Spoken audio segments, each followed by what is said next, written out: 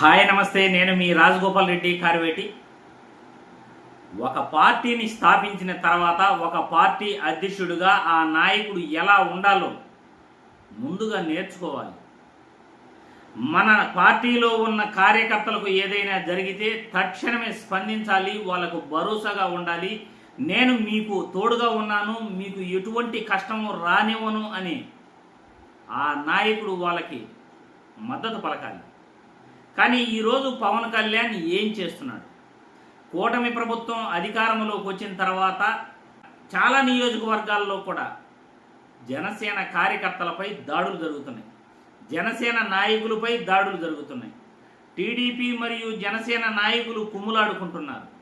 కానీ ఏ రోజైనా ఈ 8 నెలల్లో కూటమి ప్రభుత్వం అధికారంలోకి వచ్చిన తర్వాత పవన్ కళ్యాణ్ తన పార్టీలో నాయకులపై దాడులు జరిగితే, తన పార్టీలో కార్యకర్తలపై దాడులు జరిగితే ఏ రోజైనా ఒక ప్రెస్ మీట్ పెట్టి మా నాయకులపై దాడులు జరుగుతున్నాయి, దీనిని నేను సహించను, వాళ్ళకి నేను అండగా ఉంటాను అని ఏ రోజైనా ఒక్క మాటైనా మాట్లాడా అని నేను ఈ వీడియో ద్వారా జనసేన కార్యకర్తలను మరియు పవన్ కళ్యాణ్ని ఇద్దరిని కూడా ప్రశ్నిస్తున్నాను. ఇది ఎందుకు చెప్తున్నానంటే, ఇప్పటి వరకు కూడా చాలా చోట్ల టీడీపీ జనసేన కార్యకర్తలు కొట్టుకోవటం, బాహాబాహీగా మాది అంటే మాది అధికారం అని చాలా నియోజకవర్గాల్లో ఈ గొడవలు నేను చూడటం జరిగింది. కానీ నేను ఏ రోజు కూడా మాట్లాడలేదు. ఎందుకంటే ఒక నాయకుడు ముందుగా రియాక్ట్ అవ్వాలి. వైసీపీ కార్యకర్తలపై, వైసీపీ నాయకులపై దాడులు జరిగినప్పుడు జగన్మోహన్ రెడ్డి మొట్టమొదటి నుండి కూడా వాళ్ళపై ఈగ వాలితే నేను ఊరుకోను, ప్రతి కార్యకర్త కూడా మీపై ఎవరు దాడి చేస్తున్నారో మీరు నోట్ చేసుకోండి అని కూడా హెచ్చరిస్తున్నాడు. అటువంటిది పవన్ కళ్యాణ్ కనీసం అవతల పార్టీ నాయకుడిని చూసైనా నేర్చుకోవాలి.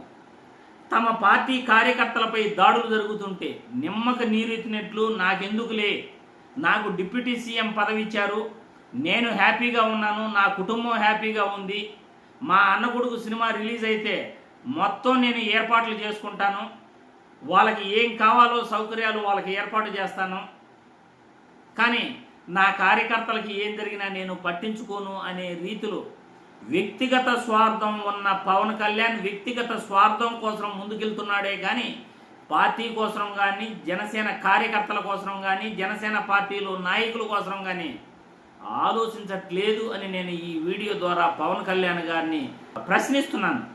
పవన్ కళ్యాణ్ గారు తన నాయకుల్ని ఎలా కాపాడుకోవాలో, తన నాయకుల్ని కార్యకర్తలను ఎలా వాళ్ళని దగ్గరకు చేర్చుకోవాలో ముందుగా నేర్చుకోవాలి.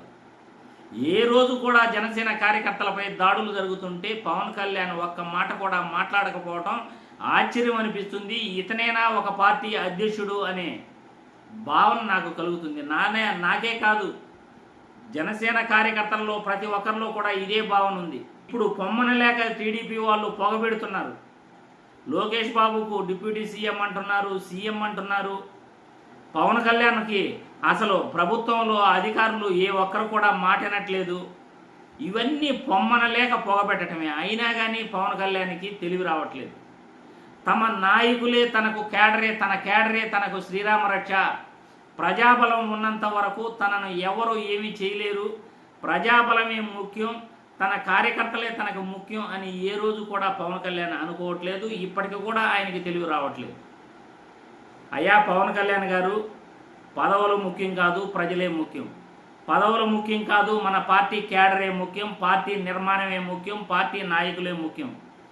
తమను నమ్ముకున్న నాయకులు దెబ్బలు తింటుంటే మనం చూస్తూ ఊరుకోవటం చాలా చాలా అన్యాయం.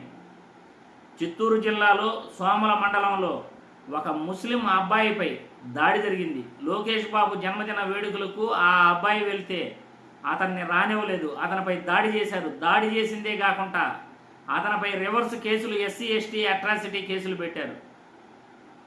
ఏ నాయకుడు కూడా, జనసేన నాయకుడు చిత్తూరు జిల్లాలో కానీ, తిరుపతి జిల్లాలో కానీ మీడియాల ముందు మాట్లాడే నాయకులు ఉన్నారు. కానీ ఏ ఒక్కరు కూడా ఆ అబ్బాయికి మద్దతు తెలపలేదు.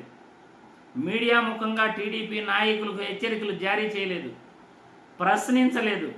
పవన్ కళ్యాణ్ అసలు ప్రశ్నించడం మానేశాడు, తమ నాయకులను పట్టించడం మానేశాడు. ఇదేనా నాయకత్వ లక్షణాలంటే అని నేను పవన్ కళ్యాణ్ గారిని ప్రశ్నిస్తున్నాను.